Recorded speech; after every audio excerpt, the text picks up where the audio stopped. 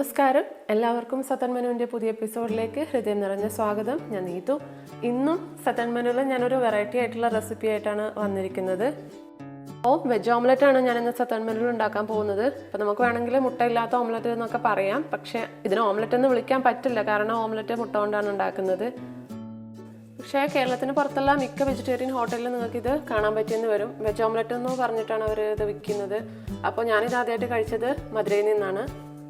ഞാൻ കഴിഞ്ഞ പ്രാവശ്യം വാഴക്ക ഫ്രൈയുടെ റെസിപ്പി ഇട്ട സമയത്ത് എനിക്ക് കുറച്ച് റിക്വസ്റ്റ് വന്നിട്ടുണ്ടായിരുന്നു, ഇതുപോലെ വെജിറ്റേറിയൻസിന് കഴിക്കാൻ പറ്റുന്ന എന്തെങ്കിലും വെറൈറ്റി ആയിട്ടുള്ള റെസിപ്പി വേണമെന്ന് പറഞ്ഞിട്ട്. റിക്വസ്റ്റ് ചെയ്തവർക്ക് വേണ്ടിയിട്ടാണ്. അപ്പോൾ നമ്മുടെ മീനിൻ്റെ അപരൻ വന്നു, ഇറച്ചിയുടെ അപരനായി, അപ്പോൾ മുട്ടയുടെ ആയിട്ടുണ്ട്. അപ്പോൾ എല്ലാവരും ഇത് വീഡിയോസ് കാണുക. നിങ്ങൾ ആദ്യമായിട്ടാണ് ഈ വീഡിയോ കാണുന്നതെങ്കിൽ ചാനൽ സതൻ മെനു സബ്സ്ക്രൈബ് ചെയ്യാൻ മറക്കരുത്. കൂടെയുള്ള ബെല്ലൈക്കൺ ക്ലിക്ക് ചെയ്യുക. അപ്പോൾ അടുത്ത പ്രാവശ്യം ഞാൻ വീഡിയോ അപ്ലോഡ് ചെയ്യുന്ന സമയത്ത് നിങ്ങൾക്ക് നോട്ടിഫിക്കേഷൻ കിട്ടുന്നതായിരിക്കും. അപ്പോൾ നമുക്ക് റെസിപ്പിയിലോട്ട് പോവാം. അപ്പോൾ ഈ വെജ് ഓംലെറ്റ് ഉണ്ടാക്കുന്നത് കടലമാവിലാണ്. അപ്പോൾ ഞാനിവിടെ ഒരു 1/4 കപ്പ് കടലമാവ് ഞാൻ എടുത്തിട്ടുണ്ട്. അപ്പോൾ ഈ 1/4 കപ്പ് കടലമാവിലേക്ക് ഞാൻ 1 ടേബിൾ സ്പൂൺ മൈദ ചേർത്ത് കൊടുക്കുകയാണ്. അപ്പോൾ നിങ്ങൾ വിചാരിക്കുന്നുണ്ട് ആ മൈദ നിർബന്ധമാണോ എന്ന്. അപ്പോൾ മൈദ ഇല്ലാതെയും നമുക്ക് ചെയ്യാം, പക്ഷേ മൈദ ചേർക്കുമ്പോഴാണ് നമുക്ക് ആ മുട്ടയുടെ ഒരു ടെക്സ്ചർ നമുക്ക് കിട്ടുക. അപ്പോൾ മൈദ ഇല്ലാണ്ട് ചെയ്ത് കഴിഞ്ഞാൽ നമ്മളുടെ സാധാരണ നമ്മൾ ദോശ ഉണ്ടാക്കിയ പോലെ ഉണ്ടാവും. അപ്പോൾ അത് കുഴപ്പമില്ല എന്നുണ്ടെങ്കിൽ നിങ്ങൾക്ക് മൈദ സ്കിപ്പ് ചെയ്യാം. അപ്പോൾ ഇതിലേക്ക് ആവശ്യത്തിന് ഉപ്പ് കൂടെ ചേർത്ത് കൊടുക്കാം.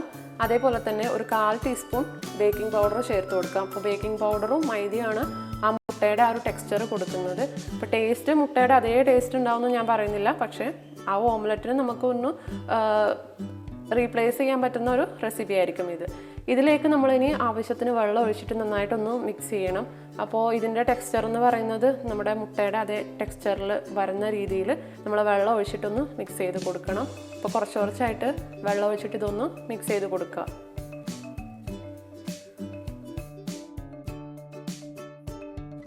മാവ് ഒരുപാട് തിക്കാവാനും പാടില്ല, ഒരുപാട് തിന്നാവാനും പാടില്ല. അപ്പം മുട്ടയുടെ അറിയാലോ ആ ഒരു ടെക്സ്ചറിൽ വേണം നമ്മൾ ഇത് ഉണ്ടാക്കാൻ വേണ്ടിയിട്ട്.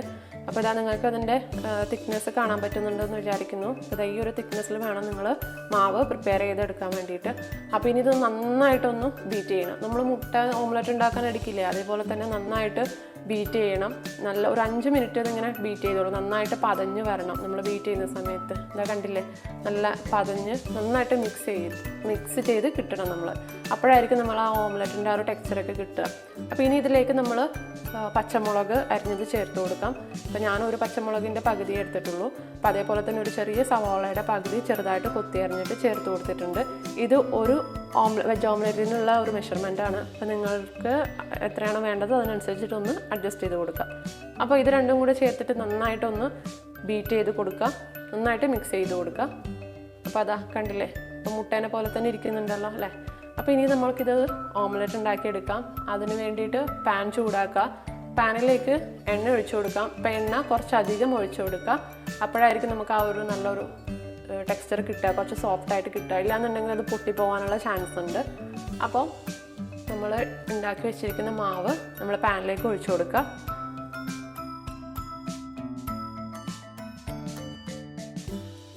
മാവ് ഒന്ന് സ്പ്രെഡ് ചെയ്ത് കൊടുക്കുക.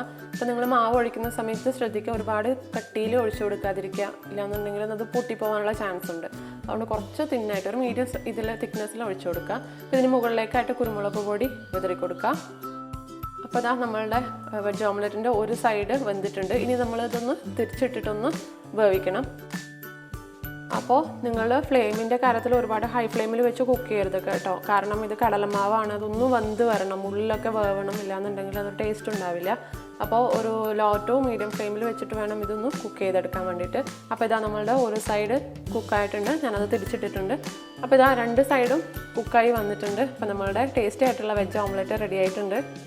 അപ്പോൾ ഇതെല്ലാവരും ട്രൈ ചെയ്ത് നോക്കണം കേട്ടോ. ട്രൈ ചെയ്തിട്ട് നിങ്ങളുടെ അഭിപ്രായങ്ങളും നിങ്ങൾ ട്രൈ ചെയ്തിട്ടുള്ള ഫോട്ടോസും ഒക്കെ എനിക്ക് അയച്ചു തരേണ്ട മെയിൽ ID satanmenu2017@gmail.com. പതിവ് പോലെ വീഡിയോ ഇഷ്ടപ്പെട്ടിട്ടുണ്ടെങ്കിൽ ലൈക്ക് ചെയ്യാനും ഷെയർ ചെയ്യാനും കമൻറ്റ് ചെയ്യാനൊന്നും മറക്കരുത്. അതേപോലെ തന്നെ ചാനൽ സതൻ മെനു സബ്സ്ക്രൈബ് ചെയ്യുക. അപ്പോൾ കൂടുതൽ വീഡിയോകളുമായിട്ട് നമുക്ക് വീണ്ടും കാണാം. താങ്ക്